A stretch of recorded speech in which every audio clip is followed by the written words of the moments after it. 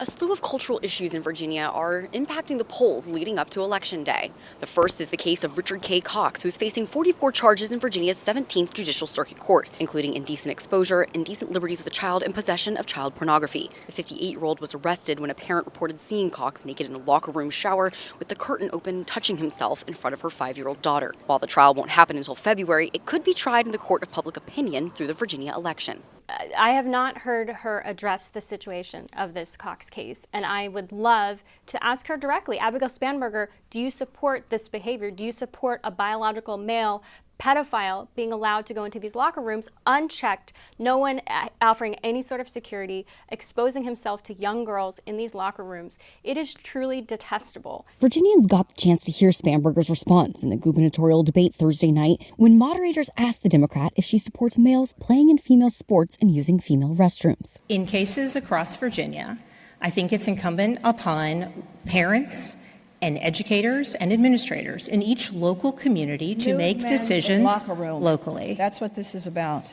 Ms. Earl Sears? There should never be nude men Oh in my locker goodness, rooms. we finally have her saying that. Another transgender bathroom case comes out of Fairfax County at West Springfield High School. A biological male sophomore is being allowed to use the female locker room because the student identifies as female. When several 14-year-old girls complained, the administrators told the girls to change faster or use a single-use restroom. Some Virginians think these locker room incidents could turn the election for Republicans. So I think it is enough, and I think people see that. Stephanie Lundquist Aurora is a mother of 2 boys at West Springfield High School. You know it's a problem when people who you're asked to vote for are running from reporters so that they don't actually have to share their views with the public. It's very problematic.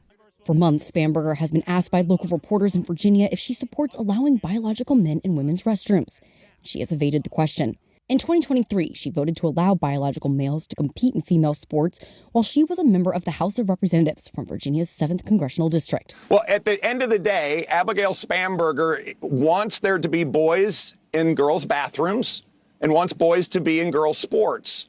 And that's where she stands. And the reason why she cannot answer the question is because she knows where she is so objectionable to almost all Virginians, and therefore she refuses to answer the question. Attorney General Jason Miyares has spoken out against the policy that allowed Cox to enter the restroom to begin with, blaming his opponent, Democrat Jay Jones, for supporting the bill that allowed Cox to get a driver's license identifying the biological male as a woman. The General Assembly decided to change the law. This was a law that went into effect under Governor Northam that allowed him, with a state-issued driver's license, to suddenly identify as a female and go into female safe spaces and in their locker rooms. In 2020, Jones was representing Norfolk as a Virginia state delegate when he voted in favor of the bill signed by then-Governor Ralph Northam to allow Virginians to obtain driver's license by their gender identity instead of their biological sex.